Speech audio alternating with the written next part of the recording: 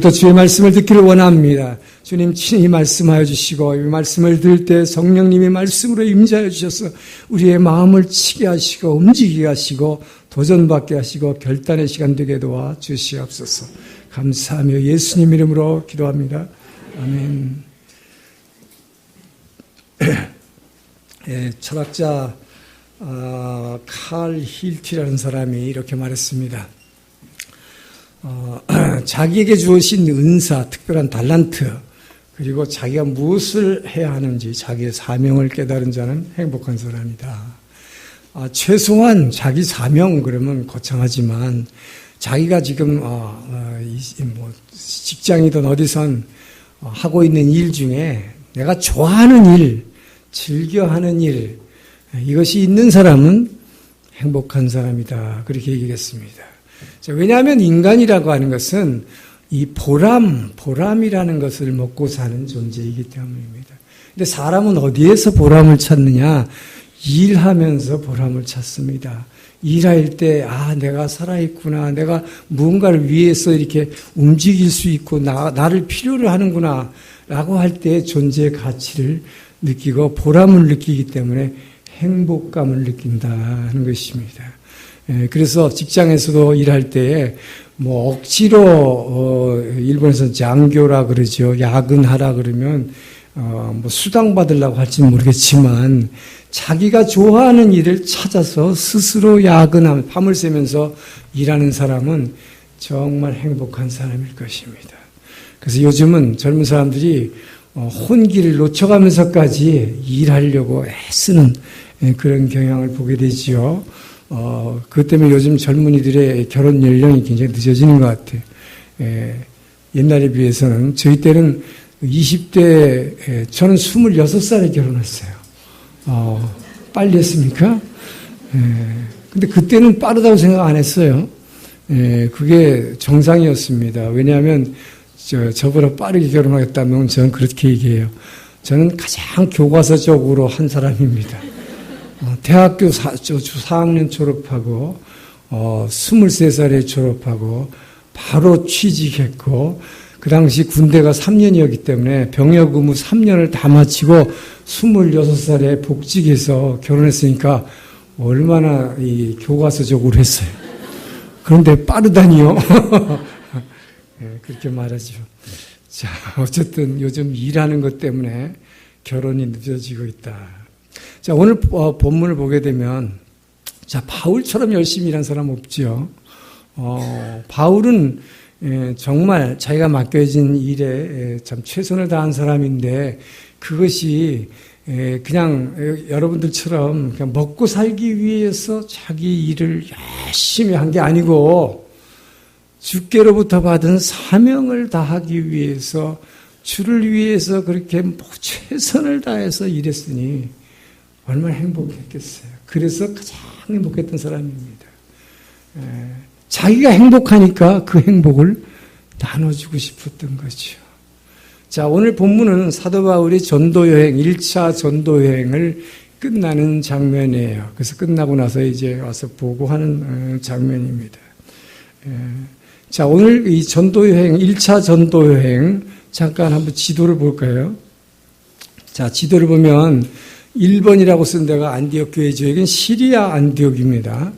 이 예루살렘에서 시작한 교회가 지교회가 생긴 게 안디옥 교회죠. 자, 여기가 이제 선교 본부가 돼서 배를 타고 지금 이 2번, 3번 사이프러스 섬을 거쳐서 성경에 구브로라고 나오는데 이제 4번이 비시디아 안디옥, 같은 안디옥이지만 여기는 지금 오늘날의 터키 지역이에요. 소아시아지역. 이 지역 전체를 이 갈라디아 지역이라고 합니다. 그래서 갈라디아서는 여기 이 지역에 보낸 편지죠. 1차 전도여행지. 비시디아 안디옥 4번. 그리고 5번이 이고니온을 거쳐서 루스드라 더베까지 갔습니다. 5번이 비시디아 안디옥이죠. 4번은 버가라는 데인데 여기는 안 나와 있어요. 그래서 더베까지 갔습니다. 8번. 자, 더베가 반환점이에요. 여기까지 가서 이 바울은 다시 돌아온 길을 지금 쭉 다니면서 전도할 때마다 그곳에 교회가 생겼습니다. 그리고 나서 다시 이 길을 돌아오는 거예요. 그러니까 다시 더베에서 루스드라, 거꾸로죠. 7번. 루스드라, 다시 이고니온, 비시디아 안디옥을 거쳐서 다시 이렇게 돌아옵니다. 안디옥으로. 자, 이렇게 돌아오는데, 바울은 직접 더베에서 육로로, 바로, 이 안디옥 교회로 돌아올 수 있었어요. 그럼 금세 갔겠죠. 그런데 이렇게 하지 않고, 자기가 전도했던 지역을 다시 돌아간 것입니다. 자, 다시 돌아갔다. 다시 돌아갔는데, 이게 말하자면 처음에 이 처음 안디옥 교회를 떠나가지고 쭉 더베까지 간 여행. 이것이 바로 복음 전도 여행이죠. 말하자면 특별히 세부적으로 구분하자면 진짜 전도 여행은 첫 번 갔을 때가 전도 여행이에요. 자, 이제 8번 더베에서 거꾸로 돌아오는 길의 여행은 무슨 여행일까요? 전도가 아니라 양육 여행이었다.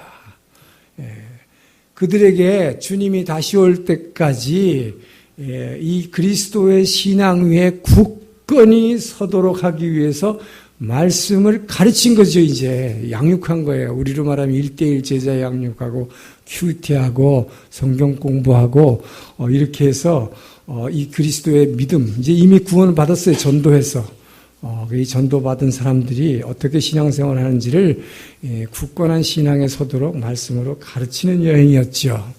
자, 근데 바로 돌아올 수 있었는데 왜 이 양육 여행을 했느냐? 자, 이거 누가 시킨 거 아닙니다. 자기 스스로 한 거죠. 돈 생기는 일도 아니에요. 아까 우리 러브소나타 얘기한 것처럼 돈 생기는 일이 아니라 쓰는 여행이죠. 돈이 드는 여행입니다. 근데 왜 한 거예요? 바로 처음에 제가 말씀드린 대로 사람은 일하는 데에서 보람을 느끼고 그 보람 있고 행복을 느끼기 때문인 것입니다. 그래서 바울은 정말 행복했어요. 주께 받은 사명을 최선을 다해서 하고 있을 때 행복했어요. 자, 여러분 행복하고 싶습니까? 행복하고 싶다면 오늘 본문에 나타난 바울의 모습, 그 바울의 모습에서 우리 배우면서 여러분 한 사람도 빠지지 않고 행복한 사람 되기를 축원합니다. 자, 행복해지는 방법 19절에서 21절 먼저 읽습니다. 시작.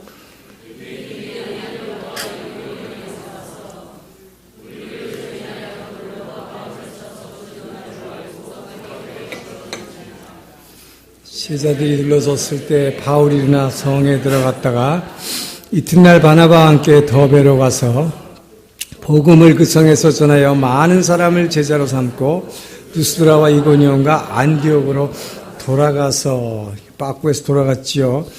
근데 이 루스드라에서 지금 무슨 일이 일어났다고 나옵니까? 돌로 쳐서 때려 죽였어요. 바울을 죽은 줄 알고 실신했죠. 성 밖으로 내쳐 버렸습니다. 그런데 툴툴 털고 일어나가지고 또 다시 자기를 죽이려고 한 그 도시로 들어간 거예요, 여러분. 자, 첫 번째 메시지. 바울처럼 행복하려면 어떻게 하는 것? 복음을 자기 목숨보다 중시하는 사람. 진짜 행복한 사람입니다. 예. 자, 바울은 자기를 대적해서 던졌지, 돌을. 돌에 맞아 죽을 뻔했어요. 죽을 뻔한 도시를 향해서 지금 들어가는 겁니다. 왜 들어가요? 그곳에 있는 성도들에게 믿음을 강화시키려고, 말씀으로 양육시키려고 지금 목숨 걸고 들어가는 거죠. 자, 조금 전에 지도 한번 다시 보여주세요. 이 지도를 보면 자, 여기 8번인 더베 여기까지 왔어요. 여러분 지금 오래 전도 여행에 지쳐 있습니다. 그냥 전도 여행만 해도 지쳤을 텐데 바로 조금 전에 7번의 루스드라 거기서 돌에 맞아서 죽은 줄 알고 버렸거든요. 근데 털털 일어나서 그 옆에 있는 8번 더베까지 왔다가 왔어요. 그럼 여기까지 왔으면 여러분 요 더베에서 산 하나를 넘으면 다소입니다. 다소가 어디예요? 바울이 태어난 고향 마을이에요. 그렇다면 저와 여러분 같으면 어땠을까요? 여러분 지쳤어요. 저 요새 힘들어요. 쉬고 싶어요. 마인드 그래. 바울 같으면 죽을 뻔했는데 지금 돌에 맞아서 죽은 줄 알고 버렸어요. 그러면 어떻게 될까요? 당연히 산 하나 넘어서 고향에 가서 몇 달 좀 온천도 하고 좀 쉬었다가 그러고 다시 본교회로 돌아가는 게 상식이죠. 근데 그렇게 하지 않았다. 왜 그럴까요? 나중에 고백하는 대로 나의 달려갈 길과 내 주께 받은 사명 곧 주 예수의 은혜의 복음을 전하려 하면은 내 목숨을 귀한 것으로 여기지 않노라. 이 고백이 있기 때문입니다. 복음 전하는 사명을 내가 가서 내 몸이 지금 피곤하다고 또 돌에 맞았다고 고향에 가서 좀 쉬는 것보다 내 목숨 보존하는 것보다 이 복음 전하는 것만 마칠 수 있다면 이것이 더 중요하다 하는 것이죠. 정말로 위대한 것입니다. 자기에게 맡겨진 일을 최선을 다하는 것. 그것이 행복한 일이기 때문에 이 행복을 버리기를 싫어했던 거죠. 그냥 몸이 가서 쉬는 게 행복한 것이 아니다 하는 것입니다. 저는 이 바울의 말을 조금 이해할 것 같아요. 여러분 그냥 한번 이렇게 생각해 보세요. 여러분들이 지금 예배 후에 조금 전에도 이 순모임을 했지만 지금 저도 하나님의 말씀을 지금 입에서 이렇게 여러분 전하고 있어요. 이 하나님이 하신 말씀, 성경에 나오는 말씀, 여러분 이 말씀을 내 입으로 이렇게 담고 지금 말하고 있다니 이게 얼마나 영광스러운 건지 여러분 아십니까? 나 같은 죄인이 도저히 할 수 없는 말이에요. 그냥 놔두면 그냥 세상 말하고 욕이나 하고 아무렇게나 말할 수밖에 없는 존재예요. 그런데 이렇게 하나님의 말을 할 수 있다는 거, 이건 엄청난 축복입니다. 바울은 그거를 아는 거죠. 그 은혜를 깨달은 거죠. 이 말씀을 내 입으로 할 수 있다는 거. 그렇기 때문에 행복했다는 거예요. 이것을 나 같은 죄인이 전할 수 있다는 거. 얼마나 감사하죠. 내가 느낀 행복, 전하고 싶은 거예요. 그렇기 때문에 이 사람은 최선을 다했던 것입니다. 그런데 여러분 그 도시로 루스드라로 다시 들어갔을 때 그 도시에 누가 있습니까? 바로 자기를 죽이려고 돌을 던진 사람들이 있습니다. 자기한테 폭언을 했고 돌로 쳐서 폭행을 해가지고 질질질 끌어서 죽은 줄 알고 개처럼 갖다 버렸어요. 다시는 보고 싶지 않을 것입니다. 그 일을 생각하면 여러분 막 이가 갈리지 않았겠어요. 근데 어떻게 거기를 들어갑니까? 다시 갔습니다. 그리고 얼마나 위험합니까? 자기를 시기하고 질투한 유대인들이 돌로 쳐 죽인 거예요. 가면 그 사람들이 또 있겠죠? 또 들어간 것입니다. 왜 갔습니까? 여러분 이걸 아셔야 돼요. 내게 상처 주고 나를 힘들게 한 사람이 있는 곳 다시는 가고 싶지 않은데 그곳에는 나를 상처 준 사람만 있는 것이 아니다. 내가 감히 입에도 담을 수 없는 이 복음 내가 전했는데 두려운 마음으로 전했는데 저 사람이 들어줄까? 내가 창피당하는 것 아닐까? 전했는데 그것을 복음으로 받아들였다. 그 말씀을 믿고 예수를 받아들이고 그리스도 안에서 나와 함께 형제 자매가 된 그 많은 사람들이 그곳에 있다는 것입니다. 여러분 내게 상처 준 사람만 있는 거예요. 나를 죽이려고 했던 사람만 있는 거예요. 아니에요. 여러분 이것이 위대한 것이에요. 그래서 그리스도 때문에 그 사랑 때문에 지금 헤어진 지 얼마 안 됐지만 또 보고 싶어. 또 말씀 전하고 싶어. 그들에게 이제는 가르쳐주고 싶어요. 그냥 예수를 알리는 정도가 아니라 양육해서 더 굳센 믿음 위에 서게 하기 위해서 돌아간 거예요. 전 여러분들이 순모임 같은 데서 상처받았다고, 누가 나를 상처줬다고, 거기서 망신 줬다고, 그 자리를 떠나지 않기를 주의 이름으로 축원합니다. 교회에서 누군가에게 교회 공동체 상처받았다고, 뭐 어떤 리더나 누구한테 상처받았다고. 거꾸로 전에 그런 일이 있었어요. 순장하시던 분이 순원한테 상처를 받아가지고 그래갖고 떠난 분이 있어요. 그래도 다시 오셨는데 다시 돌아오는 그 모습이 얼마나 예쁘고 감사한지. 여러분 바울처럼 자기가 상처받은 곳으로 돌아오기를 축원합니다. 상처받은 곳을 떠나면 안 되는 거예요. 상처받은 곳에는 누가 있다고요? 상처 준 사람만 있는 게 아니다. 꼴 보기 싫다고 그래서 가려고 그러지 말고 그곳에는 내가 힘들 때 여러분 오히려 순모임 생각해 보세요. 내가 오히려 힘들었을 때에 나와 같은 경험을 나누어줌으로써 나를 위로해줬던 순원들이 있는 것입니다. 할렐루야. 내가 힘들었을 때 나를 도와줬던 형제 자매들이 있는 곳이에요. 나를 상처 준 한 사람 때문에 그것만 보지 말기를 축원합니다. 이것이 오늘 보아야 할 우리 바울의 모습이에요. 그래서 행복했던 거예요. 나를 힘들게 하는 사람보다 나를 위로해 주는 사람들이 더 많다는 것을 기억하시기 바랍니다. 오히려 나보다 믿음이 더 약한 사람들이 거기에 있다는 것을 그것을 깨닫기를 바랍니다. 내가 받은 상처의 크기보다 내가 돌아옴으로 그 순원들에게 줄 수 있는 그 기쁨과 그 위로가 얼마나 더 큰지를 먼저 그려보기를 주의 이름으로 축원합니다. 여러분 사람이 거듭나는 것은 물과 성령으로 거듭난다고 그랬어요. 인간은 본질상 진노의 자식이기 때문에 사람은 그냥 놔두면 그냥 죄 짓게 돼 있어요. 여러분이 이렇게 교회 안 나오고 그냥 놔두면 어떻게 될까요? 예배 안 보고 이렇게 말씀 안 드리면 어떻게 될까요? 그냥 놔두면 누구든지 그냥 죄 짓게 돼 있어요. 그냥 죄 짓고 욕망대로 살다가 온갖 막 말도 아무렇게나 막 하다가 여기도 그런 분이 있지요. 옛날에는 막 세상에서 하는 막 상말을 막 하다가 지금은 거룩하게 입술이 바뀌었어. 어떻게 이렇게 바뀌었을까? 저는 그런 말 안 해봐서 잘 모르겠는데 물과 성령으로 이렇게 거듭나면 사람이 바뀝니다. 근데 그냥 놔두면 죄 짓게 돼 있어요. 그 죄 짓다가 죽으면 가는 곳이 뭐예요? 영원한 형벌로 있는 곳이에요. 사도 바울이 바로 그런 죄인이었습니다.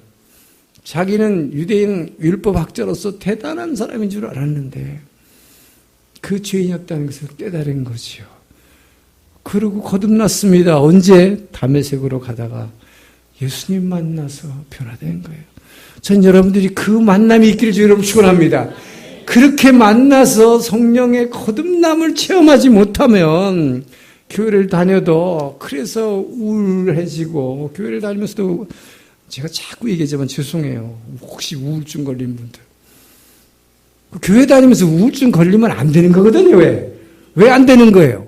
우울하다는 건 뭐예요? 기쁘지 않다는 거지. 생각만 하면 슬퍼지는 거죠. 아니 그 예수가 기쁨이요 희망이고 행복인데 이 안에 없다는 거 아니에요 그거. 네? 없다는 거 아니에요. 말로만 믿는다고 생각하고 있는 것이고 머릿속으로만 내가 예수 믿는다고 착각하고 있는 것이다 이 말이에요. 나는 그런 분들이 정말 변화되길 축원합니다.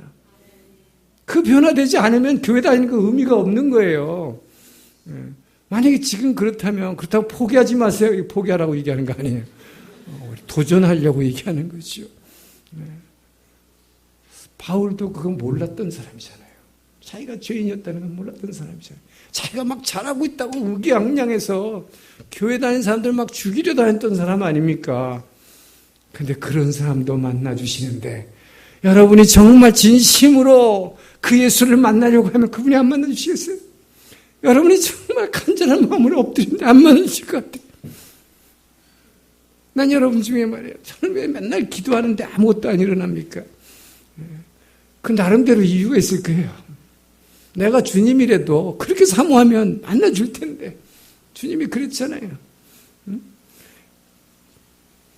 의롭지 못한 재판장한테도 과부가 막 소리 지르면서 매일 그 집 앞에 가서 막 떠드니까 귀찮아서라도 그 소원을 들어주었지 않느냐. 하물며 너의 아버지랴. 진짜 아버지라고 생각하고 기도합니까? 진짜 나의 아버지고 내 주인이라고 생각합니까? 그리고 나를 좀 만나주세요. 내가 힘들어요. 안 만나줄 것 같아요. 그 주님이 피할 것 같아요, 여러분. 왜 믿지 않습니까? 왜 내 믿음이 없다는 얘기를 안 합니까? 그래 놓고 뭐 교회 와서 기도해봐도 아무것도 없고, 다녀봐야 아무것도 없고, 이상한 것들만 있고,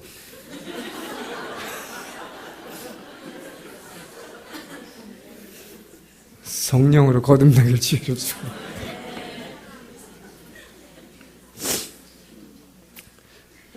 여러분, 그래서 바울은 만나고 나니까 고백한 거예요. 예수님 만나고 나니까 변화되니까.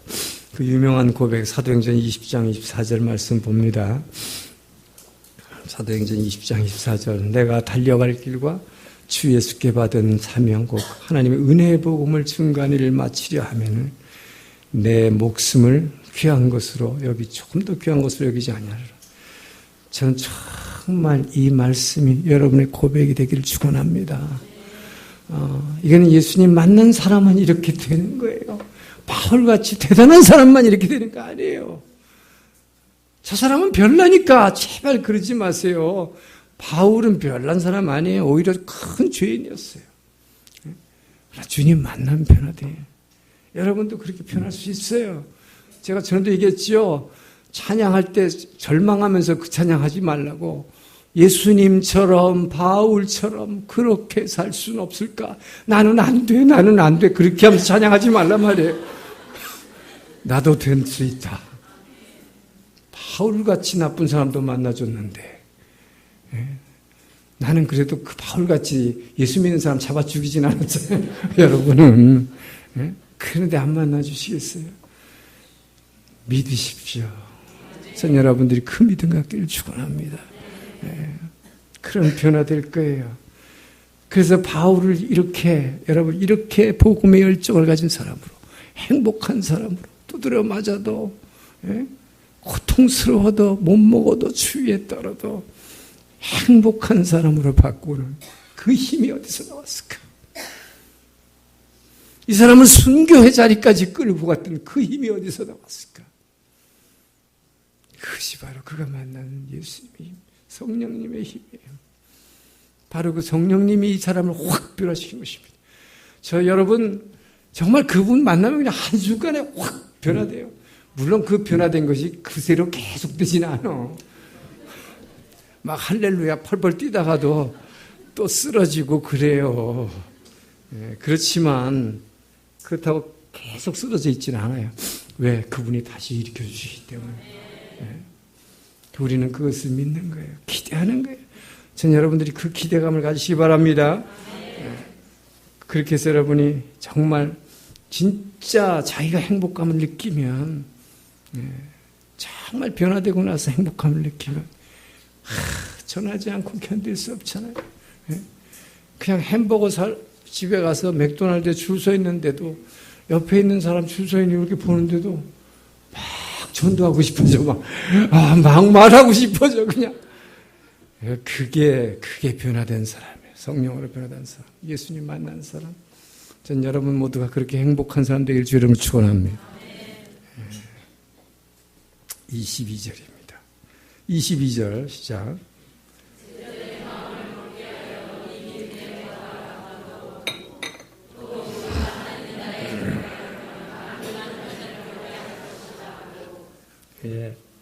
지금 여기 보니까 하나님 나라에 들어가려면 뭐 해야 된다고요? 환난을 겪어야 할 것이라. 이것은 우리가 알고 있는 상식하고 좀 어긋납니다. 우리가 알고 있는 상식, 성경 지식 뭐예요? 하나님 나라에 들어가려면 물과 성령으로 거듭나면 되는데 바울은 환난을 겪는 것이 필요하다고 말하고 있어요. 이것은 조금 이따 보겠지만 바울만 이렇게 얘기한 거 아니고 성경 여기저기에서 이 고난 세례가 필요하다. 자, 두 번째 메시지는 고난 세례를 받은 사람이 행복한 사람이다. 행복한 사람이 되는 거예요. 고난 세례 받지 못하면, 고난 겪지 못한 사람은 행복하기가 어렵습니다. 다 누리면서도 이것이 행복인지를 못 깨닫습니다. 그래서 고난이 필요한 거예요. 네. 자, 여러분, 물과 성령으로 거듭나는데 물세례, 우리 다음 주에 15명이 봤습니다. 물세례를 받는 게 무슨 의미를 가질까요? 세 가지 의미가 있습니다. 첫째, 죄사함 받고 주의 자녀가 되었다는 것. 둘째, 이 교회 공동체와의 교제가 시작됐다는 것. 이제부터 나 혼자가 아니다. 내 안에 예수님이 계시고 형제 자매들이 있다. 할렐루야. 고독하지 않습니다. 지옥은 고독한 거예요. 지옥은 혼자만 있는 곳이에요.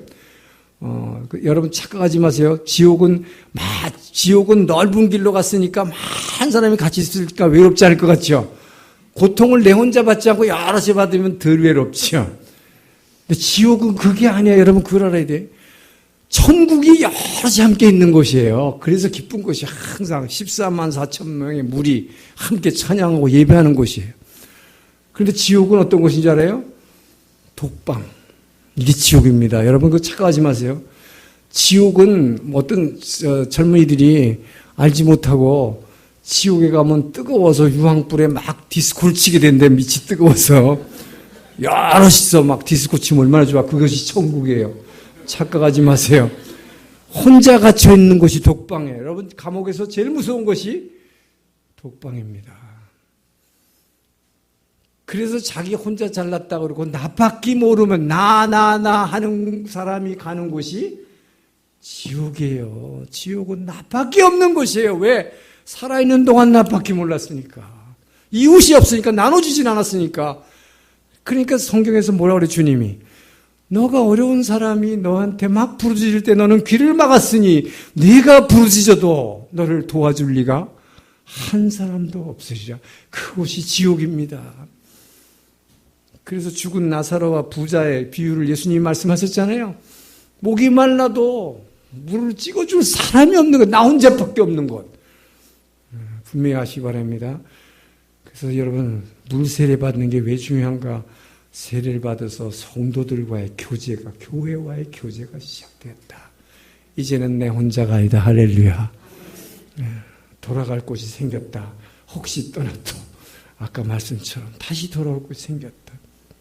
자, 세 번째는 하늘나라의 생명책에 여러분의 이름이 기록됐다. 대단한 거죠. 나팔불 때 나의 이름. 나팔불 때 공중에서 재림하시는 주님과 함께 공중으로 들려 올라가 천국의 어린 양의 혼인잔치에 참여하는 천국의 이 이름이 등록이 돼서 영생을 얻은 것입니다. 할렐루야. 그래서 이 선언하는 이 물세례는 굉장히 중요한 거예요. 자, 그런데 우리는 물세례만 가지고 안 되는 것이 우리는 성령님의 도움 없이는 하루도 살아갈 수 없는 연약한 존재라는 것이 우리의 몸이죠. 그래서 성령은 보혜사. 난 이 번역한 것 중에 성경 중에 최고로 잘하는 게 1등 상을 주라면 보혜사. 한국말밖에 없어요. 영어는 헬퍼, 일본도 다스케누시. 그냥 도와주는 것이에요. 도와주는 한국말로 도움이네. 성령님이 도움이면 일본말로 하고 영어로 하면 헬퍼. 근데 한국말로 보혜사. 우리를 보호해 주시고 은혜를 주시고 가르쳐 주시는 선생님 보혜사. 기가 막히죠. 그러면 왜 이 성령님을 보혜사라고 합니까? 우리의 모든 문제, 힘든 문제를 해결해 주시잖아요. 우리의 해결자, 상담자가 되시죠. 성령님은 최고의 상담자입니다. 우리가 힘들 때 제가 이렇게 힘듭니다. 할 때 정말 내 마음에 위로를 주시고 문제를 해결하는 방향을 제시해 주는 분이 성령님을 믿으시기 바랍니다. 그래서 성령님의 도움 없이 우리 살 수 없죠. 그리고 우리가 연약할 때에 우리에게 새 힘을 주시는 분, 그렇기 때문에 우리에게 새 힘을 주시는 분이기 때문에 돕는 분이죠. 그뿐만 아니라 어떻게 합니까? 우리가 상처받았을 때 싸매 주시는 분이에요. 성령님은 위로자 되심을 믿으시기 바랍니다. 그러니까 성령님은 위로자 될 뿐만 아니라 또 뭡니까? 우리가 나가야 할 인생길에 어떻게 가야 될지, 지금 내가 어디로 가야 할지 모르겠습니다. 이렇게 할 때 뭐예요?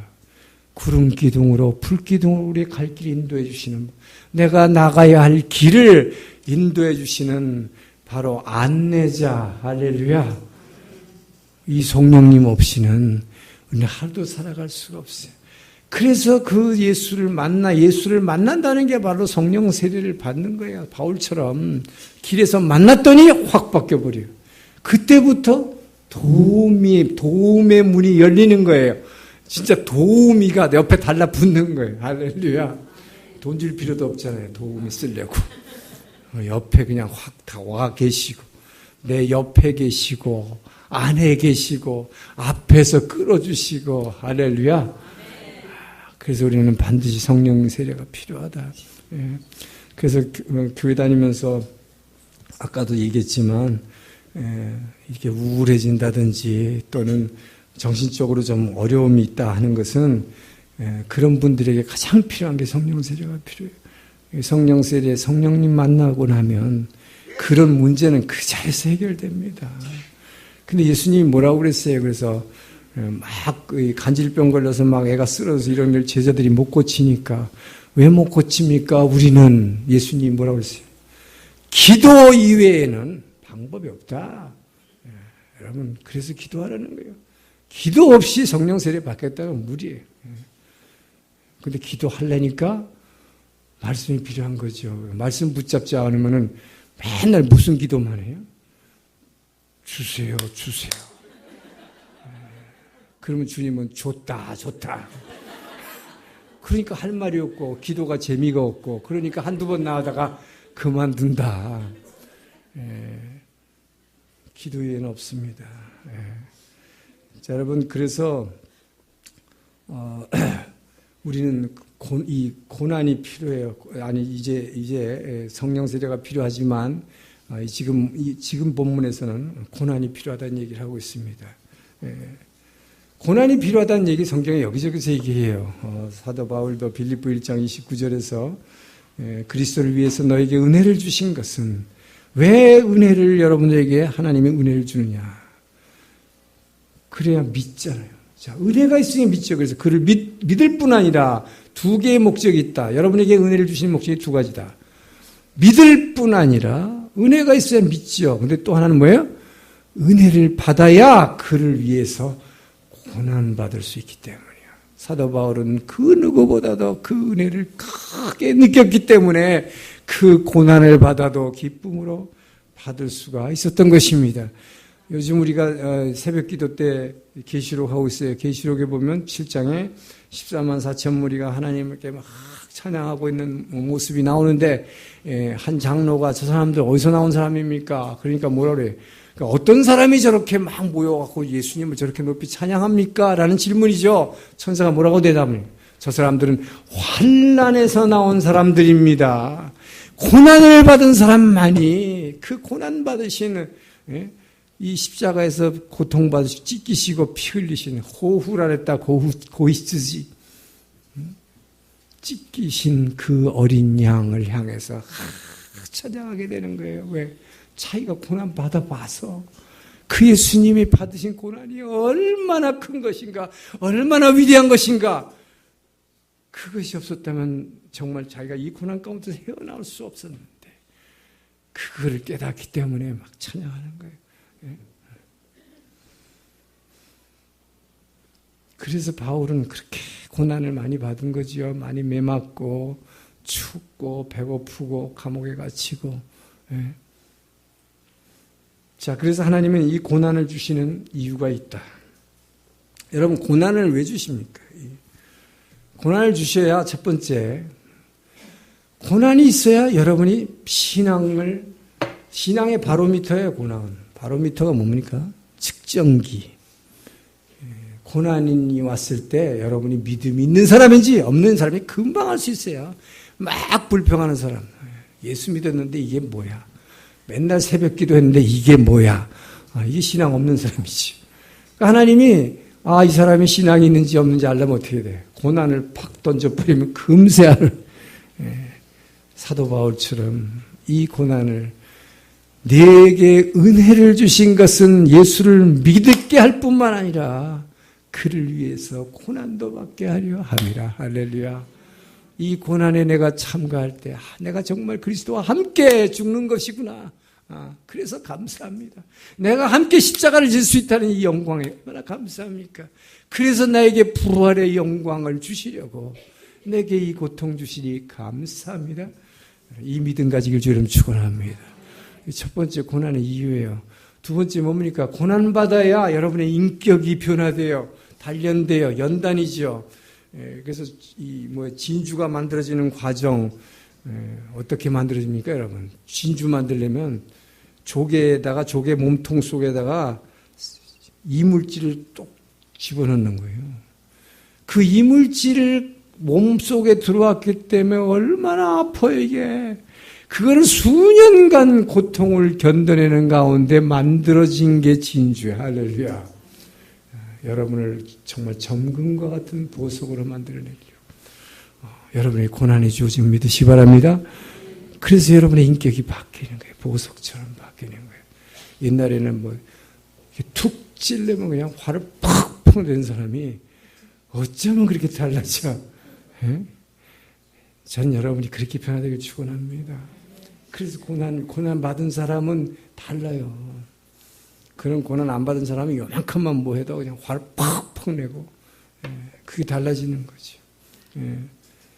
세 번째 뭡니까? 고난이 있을 때에 내가 얼마나 무능한 존재인가 깨달아요. 그죠? 아픈 게 이게 안 나. 병원에 여기 가도 안 나, 저기 가도 안 나. 할 수 있는 게 아무것도 없어. 직장에서 잘렸는데 다 여기저기 뭐 넣어도 아무것도 안 돼. 내가 얼마나 못난 존재인가. 난 대단한 사람인 줄 알았는데. 여러분, 그래서 이게 고난이 있을 때 내가 정말 별 볼 일 없는 존재이구나. 자, 그렇기 때문에 거기서 좌절하라는 거 아니에요. 그 좌절이 왜 필요합니까? 내가 무능하다는 걸 깨닫는 순간 하나님밖에 의지할 존재가 없구나. 눈을 들어 산을 보니 내 구원이 어디서 올꼬? 하나님으로부터밖에 올 수 없다. 그래서 주님을 의지하게 되는 거예요. 그때 진짜 주님을 의지하게 되는 거예요. 제가 그렇게 변화된 게 제가 정말 위암 4기 항암 치료를 받았으면서 죽을 고통을 안 넘겼다면 저도 그렇게 변화되지 않았을 거라고 생각합니다. 제가 되게 괜찮은 존재라고 생각했거든요. 근데 그 고통이 있었기 때문에 제가 아무것도 아니라는 것을 그때 깨달았어요. 제 자력으로 한 10발자국을 걷지도 못했을 때 힘이 들어서 숨이 헉헉거려서 그때 제가 아무것도 아니라는 거 주님 앞에 무릎 꿇은 거예요. 정말 천부여 의지 없어서 손 들고 옵니다. 찬양이 저절로 나오더라고요. 나는 아무것도 아닙니다. 내가 뭐가 저렇게 잘났다고 했는지 부끄러워지고 그때 진짜 주님을 만나게 되는 거예요. 그래서 우리에게 고난은 중요한 것이고 필요한 것이고 고난이 없이는 하늘나라에 들어갈 수 없다고 지금 바울이 외치고 있는 것입니다. 바로 고난이 있을 때 우리는 이 세상의 것을 버리게 됩니다. 천국을 소망하게 돼요. 고난받을 때 이 세상이 이거 아무것도 아니구나. 결국 영원한 곳이 있다는 것을 사모하게 돼요. 영원한 곳에 대한 사모는 고난을 통해서 주어집니다. 고난 없는 사람은 그 영원한 곳 사모하지 않아요. 그래서 왜 일본 사람들 예수 안 믿습니까? 불편한 게 없기 때문에 그래. 크게 아프지 않아서 그래. 그렇기 때문에 가난한 나라에서 복음 전하면 쉽게 예수를 받아들인대. 왜 그래요? 고통스럽기 때문에. 삶이 고통스러운 사람은 영원한 천국을 전하면 빨리 받아들인다. 그래서 우리에게 고통이 주어지는 것입니다. 마지막으로 주를 위해서 고통받지 않고는, 고난받지 않고는 여러분이 천국에서 상급이 없기 때문이다. 그래서 여러분에게 주는 고난을 주를 위한 고난으로 바꾸기를 축원합니다. 저도 제가 참 감사한 것은 제가 그 병 걸려갖고 막 죽을 고생을 할 때 참으로 감사한 것은 그때 제가 성경을 붙잡았다는 거. 그게 나의 그냥 고난은 원래 내 죄 때문에 받은 것이었지만 제 죄 때문에 받았다고 저는 분명히 알아요. 맨날 술 먹고 죄진 것밖에 없으니 뭐 할 말이 없어요. 그러니까 그런데 말씀을 붙잡을 수밖에 없었어요. 말씀을 붙잡고 있었더니 정말로 그때 감사했던 건 그렇기 때문에 그 고난으로 인해서 제가 정말 그 주님만을 사모하게 됐고 천국을 대한 소망을 가지게 됐고 내가 너무나 아무것도 아니라는 걸 알게 되고 이런 존재인 내가 내 입으로 이 위대한 하나님의 말씀 여기다 담고 얘기할 수 있다는 게 얼마나 행복한지 얼마나 특권이라고 생각했는지. 그 당시엔 저거나 평신도였는데 제가 이 말씀을 가지고 전하면 이 젊은 청년들이 막 변화되고 감사하다고 편지를 보내고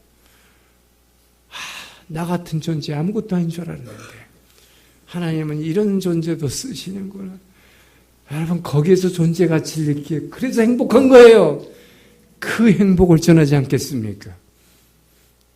그래서 그런 체험을 해봐야 정말 예수가 귀한 줄 알고 이 말씀이 얼마나 귀한 줄 알고 그냥 맨날 거저주니까 이거 아무것도 아닌 줄 아는데 여러분 이 말씀은 여러분의 입으로 한마디 한다는 게 여러분이 그 순간 얼마나 위대해진 줄 알아요. 여러분이 얼마나 영적으로 그 거룩한 영이 내게 임하는 줄 아느냐 말이에요.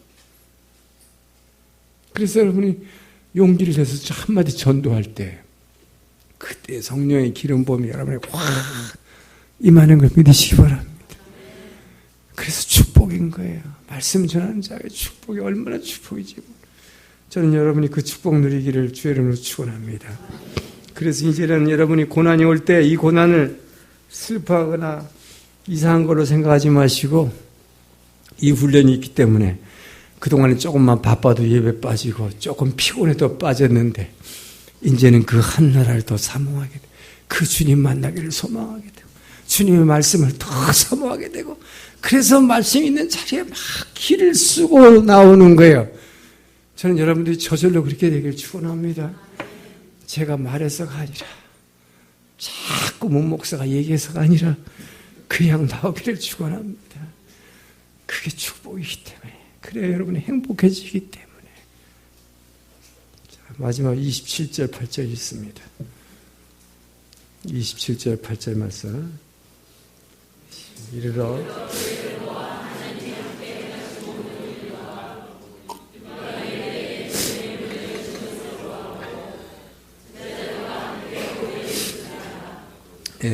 지금 마지막 장면은 이제 본교회로 돌아와가지고 선교 여행 보고를 하는 거예요. 근데 보고하는데 이거 다 하나님이 하신 겁니다. 이렇게 보고하잖아요. 지금 27절 보니까 교회를 모아놓고 하나님이 함께 행하신 모든 일과 이방인들의 믿음의 문을 여신 것을 보고하고. 여러분 지금 이 전도여행 누가 했어요? 바울이 했어요. 자기가 한 거예요. 근데 지금 뭐라고 그래요? 이 전도 보고입니다. 내가 막 이렇게 했더니 사람들이 헷가닥 변화됐고 막 여기서 교회가 생기고 막 이랬습니다. 이렇게 안 했어요. 하나님이 하셨습니다. 자, 어떤 사람이 이렇게 되느냐? 자기에게 맡겨진 일이 하나님이 주신 일이다. 이 일을 위해서 나를 부르셨다. 라는 소명의식을 갖고 일하는 사람. 그것이 행복한 사람입니다. 이것은 하나님의 일뿐만 아니라 세상 일도 마찬가지다. 제가 오늘 독일어를 하나 가르쳐 드릴게요. 독일에서 온 우리 은집사 계시는데 독일어에 베루프라는 단어가 있어요. 직업, 자기의 일, 직업을 독일어로 베루프라고 해요. 베루프란 말은 부른다는 뜻입니다. 하나님이 부르셨다. 하나님이 그 일을 위해서 자기를 부르신 것, 그것을 직업이라고 그러고 자기 일이라고 그러는 게 독일어로. 자, 이것은 독일 사람들은 옛날 중세기에 독일이 신성 로마 제국이었어요. 성경 공부할 때 제가 강의했는데, 그래서 독일 민족, 게르만 민족들은 로마를 무너뜨렸지만 로마가 받았던 그 기독교 국가, 그 기독교 국가를 받았어요. 그래서 독일 사람들이 독일은 신성 로마 제국이라고 한 것입니다. 자, 그래서 그들은 자기네가 하는 일, 세상 속의 일이죠. 이것을 하나님이 나를 그것을 위해서 부르신 것이라고 고백한 것입니다. 베루프, 직업. 여러분들이 그래서 어떤 직업을 가졌든 그것은 하나님이 여러분들을 그 자리에 부르신 것으로 믿으시기 바랍니다. 그렇게 생각하고 최선을 다하는 사람은 행복해질 수밖에 없지요. 하나님의 이 일을 위해서 나를 이 자리에 부르셔서 이거 하라고, 이 비즈니스 하라고, 주부들은 이 가정을 지키라고 나를 보내셨구나. 그래서 감사한 거예요.